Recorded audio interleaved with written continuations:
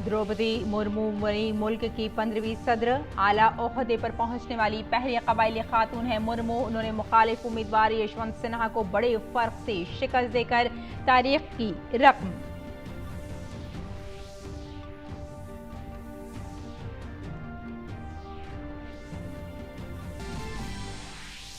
द्रौपदी मुर्मू की सदारती इंतखाब में जीत के बाद मुबारकबाद का सिलसिला जारी। सदर जमहूरिया और वजीर आजम समेत कई मरकजी वज़रा ने दी मुबारकबाद। मुल्क भर में जश्न का माहौल।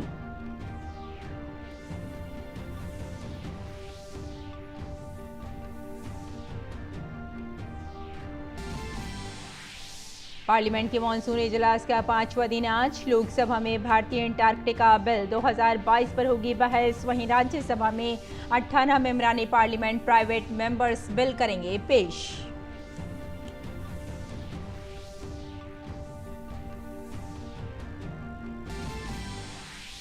श्रीलंका में आज नए वजीर आजम समेत पुरानी काबीना के वज़रा लेंगे हलफ। सिक्योरिटी दस्तों ने सदर के दफ्तर के बाहर मौजूद मुजाहिरीन को हटाया।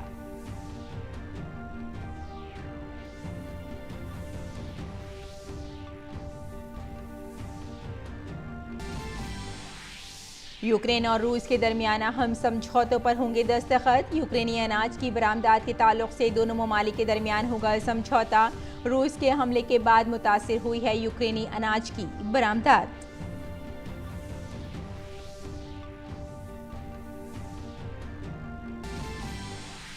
नीरज चोपड़ा ने आलमी एथलेटिक्स चैंपियनशिप में फिर किया कमाल। क्वालिफाइंग राउंड में अपनी पहली ही कोशिश में 88.39 मीटर थ्रो के फाइनल में दाखिल।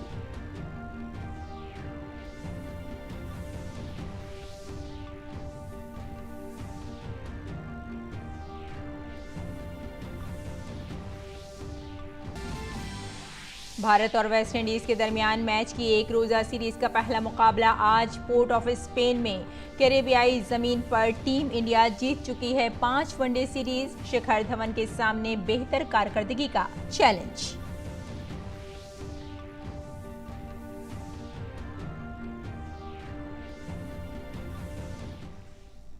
आदाब नाजरीन, खबरनामे में आपका इस्तकबाल है। मैं हूं आपके साथ रेशमा फारूकी। आइए तफसील से अब खबरों पर नजर डालते हैं। द्रौपदी मुर्मू मुल्क की 15वीं सदर जमहूरिया मुंतखब हुई हैं। द्रौपदी मुर्मू आला ओहदे पर पहुंचने वाली पहली कबायली खातून हैं। अपोजिशन उम्मीदवार यशवंत सिन्हा को बड़े फर्क से शिकस्त देकर द्रौपदी मुर्मू ने तारीख रकम की है। उन्होंने इलेक्टोरल का कुल 4,701 दुरुस्त वोटों में से 2,824 वोट हासिल किए, जिनकी कद्र 6,76,803 रही। यशवंत सिन्हा को कुल 1,877 वोट मिले, जिनकी कद्र 3,80,177 रही। कुल 4,754 वोट डाले गए थे, जिनमें से 53 कैंसिल वोट थे। जीतने के लिए मुर्मू को 5,28,491 वोट चाहिए थे। द्रौपदी मुर्मू की सदारती इंतखाब जीतने के बाद मुबारकबाद का सिलसिला जारी है। मुल्क भर में जश्न का माहौल है। राज्यसभा के सेक्रेटरी जनरल केपीसी मोदी ने द्रौपदी मुर्मू की जीत का ऐलान किया, जिसके बाद खुद वजीर आजम नरेंद्र मोदी, वजीर दिफा राजनाथ सिंह, मरकजी वजीर दाखिला अमित शाह, बीजेपी के कौमी सदर जेपी नड्डा नई दिल्ली में वाक़ उनके रहायशगाह पहुंचे और उन्हें मुबारकबाद पेश की। मौजूदा सदर जमहूरिया रामनाथ कोविंद ने भी मुर्मू को मुबारकबाद दी है। सदर जमहूरिया ने कहा, 15वें सदर जमहूरिया के तौर पर मोहतरमा द्रौपदी मुर्मू के मुंतखब होने पर बहुत बहुत मुबारकबाद और नेक ख्वाहिशात। वज़ीर आज़म ने भी अपने ट्वीट पैगाम में लिखा कि भारत ने तारीख रकम की है जब मुल्क के 130 करोड़ अफराद आज़ादी का अमृत महोत्सव मना रहे हैं, तब भारत मुल्क के मशरक़ी हिस्से में एक कबायली बिरादरी में पैदा हुई बेटी के सदर मुंतखब होने पर जश्न मना रहा है। मोहतरमा मुर्मू को इस कामयाबी पर मुबारकबाद। द्रौपदी मुर्मू के सदर मुंतखब किए जाने के बाद उन्हें कई लीडरों और वुज़रा ने मुबारकबाद पेश की। आज का दिन भारत के इतिहास में स्वर्ण अक्षरों में लिखे जाने वाला दिन है। महामहिम श्रीमती द्रौपदी मुर्मू जी को मैं हृदय की गहराइयों से बधाई देता हूं। माननीय प्रधानमंत्री नरेंद्र मोदी जी ने आज जो हमारे जनजातीय समाज, आदिवासी भाई बहनों को और पूरे देश के 135 करोड़ लोगों को गौरवान्वित किया है, एक समाज को जो उच्च स्थान दिया, एक पूरे देश के हर वर्ग को आज ये महसूस होता है कि इस देश में सबके लिए स्थान है, सबके लिए मौका है। द्रौपदी मुर्मू जी राष्ट्रपति के चुनाव में विजयी हुई हैं। पूरा देश में उल्लास का वातावरण है। मैं अपनी ओर से द्रौपदी मुर्मू जी को राष्ट्रपति पद पर विजयी होने के लिए बहुत बहुत बधाई देता हूं। ऐतिहासिक क्षण है, खास तौर पर महिलाओं के लिए एक ऐसा इतिहास रचा गया है। मेरा तो मानना ये है, ये पंडित दीनदयाल जी की जो विचारधारा थी, आज वो चरितार्थ हो रहा है। आज फिर एक बार भारत ने इतिहास रचा है और ये गौरवान्वित किया है नारी शक्ति को भी। और पहली आदिवासी माता, हमारी महिला आदरणीय द्रौपदी मुर्मू जी आज भारत की इस बेटी राष्ट्रपति बनने जा रही है।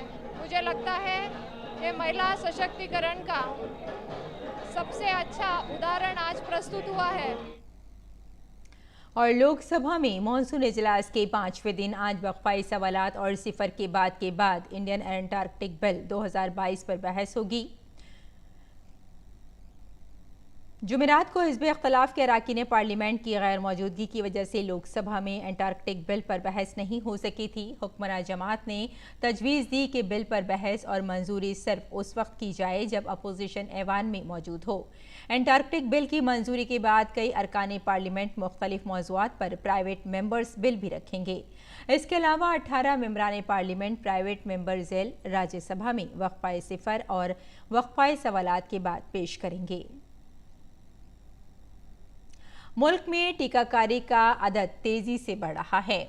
कोविड वबा के खिलाफ सबसे मौसर हथियार के तौर पर शुरू की गई टीकाकारी मुहिम के तहत मुल्क में अब तक 201.26 करोड़ से ज्यादा टीके लगाए जा चुके हैं। टीकाकारी मुहिम के 552वें दिन 32 लाख से ज्यादा कोविड के टीके लगाए गए। टीकाकारी मुहिम मुल्क में कोविड से लोगों के तहफ़्फ़ुज़ का एक अहम जरिया है और इसका आला सतह पर मुसलसल जायजा और निगरानी की जा रही है।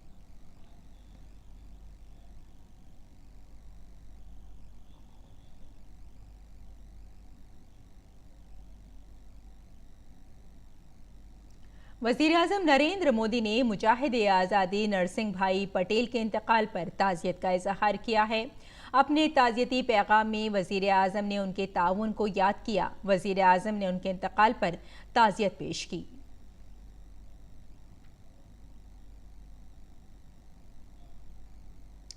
कई बार रास्ता चलते कुछ ऐसी चीज़ें सामने आती हैं जो दिल को छू जाती हैं और हमें इंसान होने का एहसास कराती हैं। ऐसा ही एक वाक़या हुआ मुंबई की बेस्ट बस में। आप भी देखिए। मुंबई जो मसरूफ तरीन शहर है, जो हमेशा अपने लोगों के छोटे लेकिन बामाना कामों के जरिए भी और कभी न खत्म होने वाले जज्बे के लिए जाना जाता है, उसने एक बार फिर साबित कर दिया कि मुंबई वाले इस शहर की रूह हैं। आज हम आपको 5 साल के शिवम पारकर की जान बचाने वाले अप्पा साहेब लोहार और किशोर डैन से मिलवाते हैं। बस ड्राइवर किशोर डैन और कंडक्टर अप्पा साहेब लोहार ने कुछ ऐसा किया जिसने लोगों का दिल छू लिया। दरअसल पूजा पारकर ने सीताला देवी बस स्टॉप से वर्ली के लिए बस ली थी, लेकिन इसी दौरान अचानक उनके बेटे को दौरे पड़ गए। पूजा घबरा गई और वो समझ नहीं पा रही थी कि क्या करें। पूरा माजरा जब टिकट कलेक्टर यानी कंडक्टर और ड्राइवर ने देखा तो उन्होंने फौरन सवारियों से अपील की और बस खाली करा ली और बच्चे को पास के अस्पताल में दाखिल करा दिया। सिर्फ इतना ही नहीं, बेस्ट स्टाफ ने बच्चे को दाखिल कराने के लिए दिन भर की जमा हुई नकदी को देने की भी पेशकश की। उनके इस कदम से बच्चे की जान बच गई। हमारी बस निकली गोरेगांव से नेहरू तारांगण की तरफ। तब जब सेना भवन पे पहुंची तो देखा कि एक लेडीज़, मतलब 10-12 जन साथ में चढ़े थे बच्चे लोग स्कूल के। तो एक लेडीज़ चिल्ला रही थी, तो मुझे समझ में नहीं आ रहा क्यों चिल्लाएगी। तो मैं अपना काम छोड़ के उसके पास गया तो देखा वो ज़ोर ज़ोर से अपने बच्चे के लिए चिल्ला रही थी कि बचाओ बचाओ, मेरे बच्चे को दवाखाना लेके जाओ। तो देखा मैं बोला क्या हो, तो देखा कि वो बच्चे को फिट आई थी। तो मैं इनके ड्राइवर के पास गया, बोला क्या करे, तो बोला कि दवाखाना कोई देखते और वहाँ लेके जाते। दूरदर्शन टीम से बात करते हुए अप्पा साहेब लोहार और किशोर डैन ने बताया कि बस ड्राइवरों और कंडक्टरों को ऐसी इमरजेंसी से निपटने के लिए तरबियत दी जाती है। बस ज़रूरत है कि वक्त पर सही कदम उठाया जाए। हमको है ना प्रशिक्षण ही ऐसा दिया जाता है, मतलब हमारे बस में जो कोई भी आता है तो हमारा सदस्य हो जाता है, तो उसका ख्याल करने का हमारा फर्ज है पहले। ऐसे कई वाकयात हैं जो हर रोज बेस्ट में होते हैं और बेस्ट स्टाफ बड़ी आसानी से उसका हल निकाल लेता है और मुंबई वालों की मुश्किलों को आसान बनाता है। ये वाकया लोगों की नज़र में तब आया जब इस पूरे वाकये की गवाह एक खातून तनवीर ने इसे फेसबुक पर पोस्ट किया।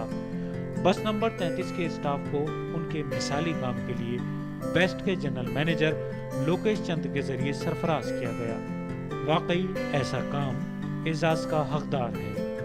मुंबई से कपिल मस्के के साथ तबस्सुम मलिक की रिपोर्ट, डीडी न्यूज़ उर्दू खबरें। और नाजरीन, आइए अब नजर डालते हैं दिल्ली से शाये कुछ उर्दू अखबारात पर।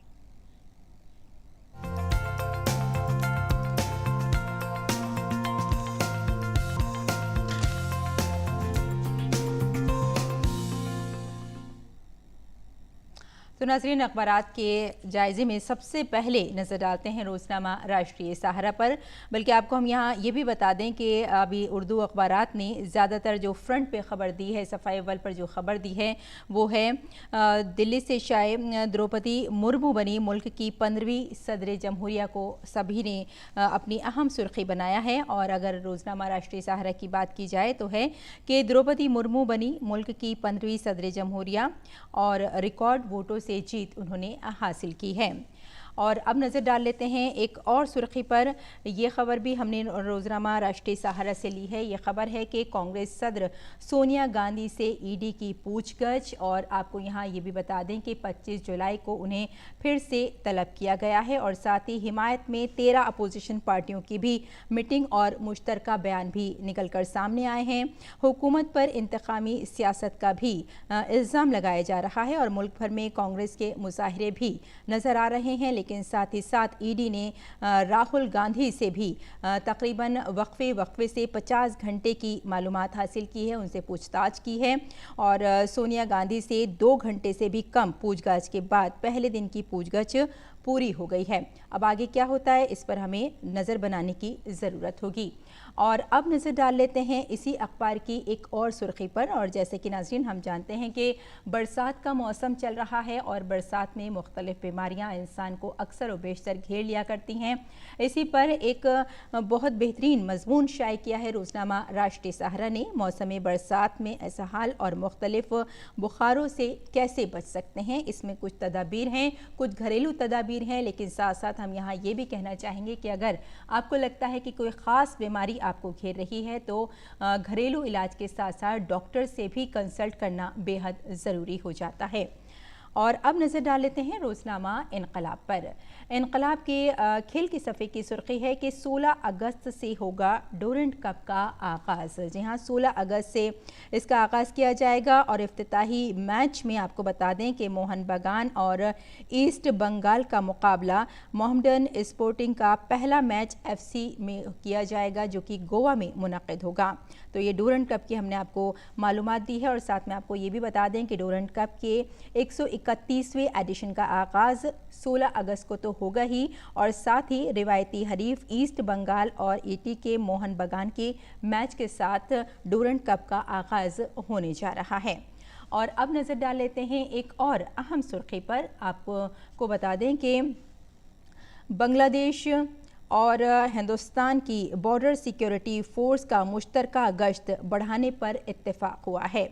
और आपको थोड़ा सा अगर हम यहाँ ये भी बताते चलें तो ज़्यादा बेहतर होगा कि हिंदुस्तान और बांग्लादेश की सरहदी सिक्योरिटी फोर्सेस ने ख़ास तौर पर रात के वक्त मुश्तरका गश्त को मजबूत बनाने पर इत्तेफाक राय किया है, और दोनों ममालिक की ही सिक्योरिटी फोर्सेस ने इजाफी एहतियाती तदाबीर इख्तियार करने के अवामी आगाही के प्रोग्रामों को मजबूत बनाने और सरहदी इलाकों में जितने भी लोग रहने वाले हैं जो शहरी हैं, बैनुल-अक़वामी सरहदी कवानीन के बारे में उनको आगाही भी फराहम करने का एक मंसूबा भी तैयार किया है, ताकि लोगों को इसका एहसास हो सके कि सिक्योरिटी एहलकार क्या कुछ कर रहे हैं उनके लिए और वो खुद किस तरह से बेदार रह सकते हैं। और अब नज़र डाल लेते हैं इसी अखबार की नाज़रीन एक और सुर्खी पर। ये सुर्खी है, नीरज से हिंदुस्तान को सुनहरी उम्मीदें वाबस्ता हैं। और हम सभी जानते हैं कि नीरज एक बेहतरीन खिलाड़ी हैं और नीरज ने अपने सुनहरे करियर में ओलंपिक एशियाई खेल, अंडर 20 वर्ल्ड कॉमनवेल्थ गेम्स और डायमंड लीग में भी तमगे जीते हैं। और साथ ही नीरज ने कौमी रिकॉर्ड तोड़ते हुए 89 और 94 मीटर के थ्रो भी किए हैं। तो नीरज चोपड़ा हिंदुस्तान को काफ़ी उम्मीदें हैं और यकीनन हम कह सकते हैं कि नीरज भी आगे चलकर और मज़ीद कामयाबी हासिल करेंगे और भारत के लिए मज़ीद तमगे लेकर आएंगे। और अब नज़र डाल लेते हैं रोज़नामा हिंदुस्तान एक्सप्रेस पर। हिंदुस्तान एक्सप्रेस की सुर्खी है, लोकसभा की कार्रवाई पूरे दिन के लिए मुलतवी कर दी गई। ऐसे बहुत सारे मुद्दे हैं जिस पर अपोजिशन कई बार सवाल भी उठाती है और रखना डालती है। जो कार्रवाई है लोकसभा की वो आगे नहीं बढ़ पाती है और कहीं ना कहीं वक्त भी ज़ाय होता है।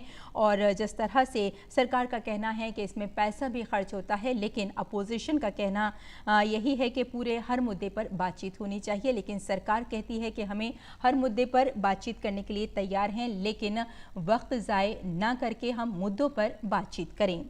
और नाज़रीन अब नज़र डाल लेते हैं एक और सुर्खी पर। ये सुर्खी है कि अनुरति मुसलसल दूसरी बार आलमी चैम्पियनशिप के फाइनल में पहुंच गई हैं। और आपको यहाँ ये बता दें कि 59 और 60 मीटर जैवलिन फेंक कर अनुरति ने फाइनल में अपनी जगह पक्की कर ली है। तो अब नाज़रीन नज़र डाल लेते हैं, अब बुलेटिन की जानिब रुख करते हैं और कुछ मज़ीद खबरों पर नज़र डालते हैं। श्रीलंका में नए वज़ीर आज़म समेत पुरानी काबीना के वज़रा भी आज हलफ लेंगे। उधर दारुल हुकूमत कोलंबो में माशी बहरान के खिलाफ कई हफ्तों से एहतजाज करने वाले मुजाहिरीन के कैंप उखाड़ दिए गए हैं। मुसल्लह अफवाज ने कल रात सदर के दफ्तर के बाहर मुजाहिरीन के कैंपों पर धावा बोल दिया है। सिक्योरिटी फोर्स के सैकड़ों एहलकारों ने कार्रवाई की मुखालफत करने वाले मुजाहिरीन पर ताकत का इस्तेमाल भी किया। ख्याल रहे कि महीनों से जारी सियासी बहरान के दरमियान रानिल विक्रमासिंघे ने मुल्क के नए सदर का ओहदा भी संभाल लिया है।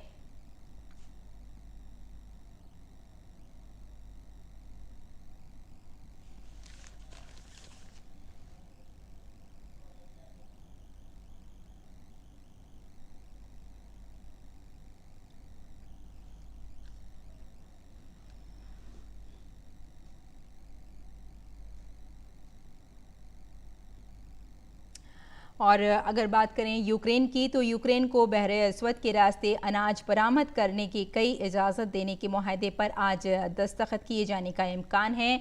तुर्की ने कहा है कि रूस और यूक्रेन के नुमाइंदे आज इस्तांबुल में इस मुआहदे पर दस्तखत करेंगे। इस मौके पर तुर्की के नुमाइंदे और अक़वाम मुत्तहिदा के सेक्रेटरी जनरल एंटोनियो गुटेरेस भी मौजूद होंगे। वाज़ेह रहे कि फरवरी में रूस के हमले के बाद से दुनिया भर में यूक्रेनी अनाज की क़िल्लत के बाइस खुराक का बहरान पैदा हो गया है, जिसकी वजह से दुनिया में ग़िज़ाई अजनास की कीमतों में तेज़ी से इजाफा देखा जा रहा है। इस मुआहदे से यूक्रेन के समंदर में फंसे हुए अनाज की बरामदात का रास्ता खुल जाएगा। इसी सिलसिले में तुर्की में अक़वाम मुत्तहिदा की सरबराही में बातचीत जारी थी। तो यूक्रेन अनाज पर बरामद मुआहदा आज होगा और इस मुआहदे से यूक्रेन के समंदर में फंसे हुए अनाज के बरामद का रास्ता बिल्कुल साफ हो जाएगा।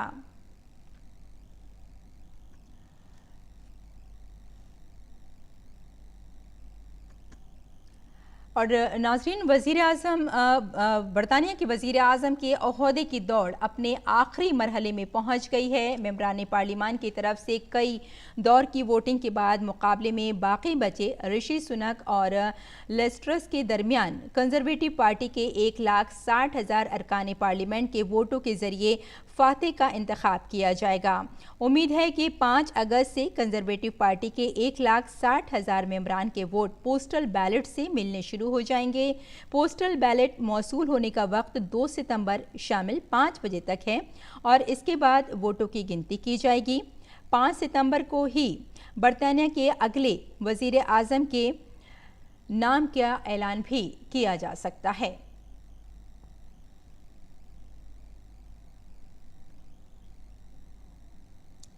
और नाज़रीन, वज़ीर आज़म नरेंद्र मोदी ने अमेरिका के सदर जो बाइडन की जल्द सेहतयाबी की दुआ की है।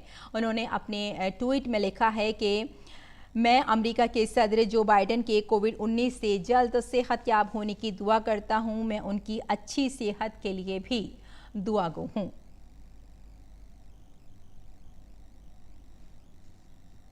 और खेल की खबरों पर नजर डालते हैं। भारत के भाला चैंपियन नीरज चोपड़ा अपने पहले थ्रो में 88.39 मीटर का फासला तय करके वर्ल्ड एथलेटिक्स चैंपियनशिप के फाइनल में पहुंच गए हैं। काबिल जिक्र है कि ऑटोमेटिक क्वालिफिकेशन के खिलाड़ी को 83.50 मीटर की दूरी तय करनी थी। नीरज चोपड़ा पहली बार सीनियर वर्ल्ड एथलेटिक्स चैंपियनशिप के फाइनल में पहुंचे हैं। उन्होंने इससे पहले 2017 में इस चैंपियनशिप में हिस्सा लिया था, मगर वो 82.26 मीटर के थ्रो की वजह से फाइनल में जगह नहीं बना पाए थे। 2019 में वो कोहने की सर्जरी की वजह से चैंपियनशिप में सिर्फ एक बार ही मेडल हासिल किया है उन्होंने, जो 2003 में अंजू बॉबी जॉर्ज ने लंबी छलांग में कांसे का तमगा हासिल किया था।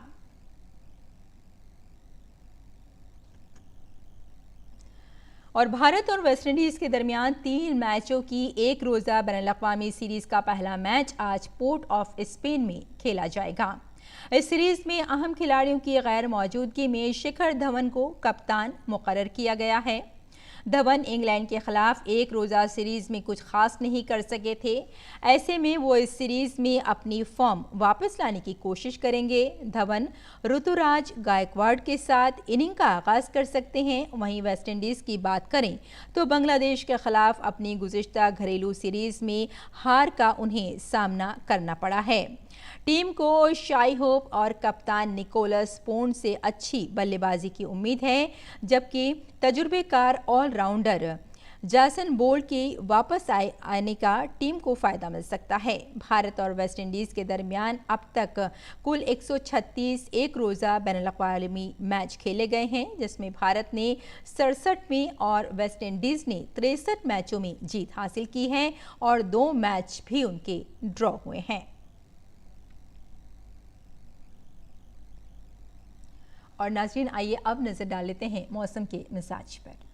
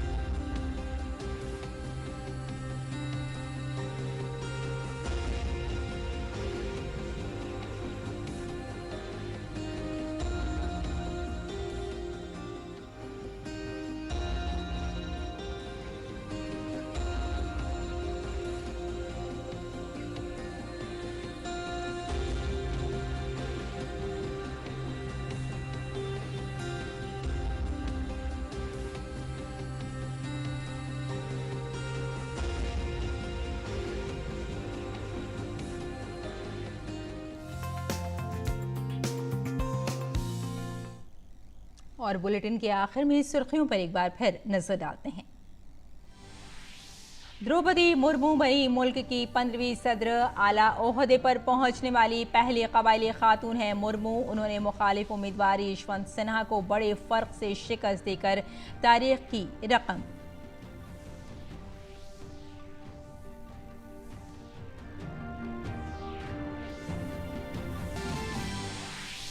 द्रौपदी मुर्मू की सदारती इंतखाब में जीत के बाद मुबारकबाद का सिलसिला जारी। सदर जमहूरिया और वजीर आजम समेत कई मरकजी वुज़रा ने दी मुबारकबाद। मुल्क भर में जश्न का माहौल।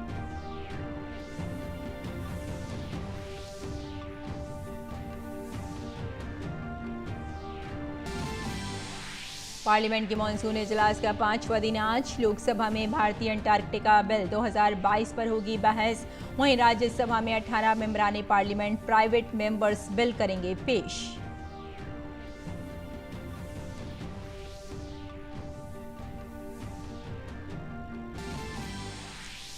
श्रीलंका में आज नए वजीर आजम समेत पुरानी काबीना के वुज़रा लेंगे हलफ। सिक्योरिटी दस्तों ने सदर के दफ्तर के बाहर मौजूद मुजाहिरीन को हटाया।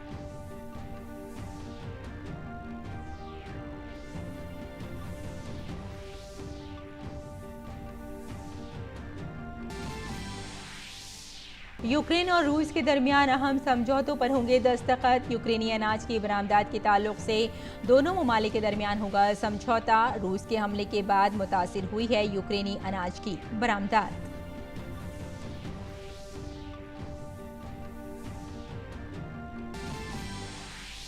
नीरज चोपड़ा ने आलमी एथलेटिक्स चैंपियनशिप में फिर किया कमाल। क्वालिफाइंग राउंड में अपनी पहली ही कोशिश में 88.39 मीटर थ्रो के फाइनल में दाखिल।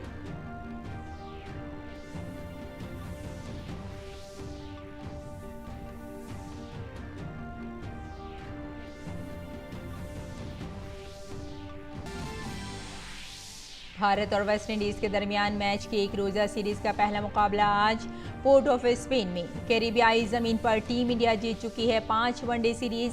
शिखर धवन के सामने बेहतर कारकर्दगी का चैलेंज।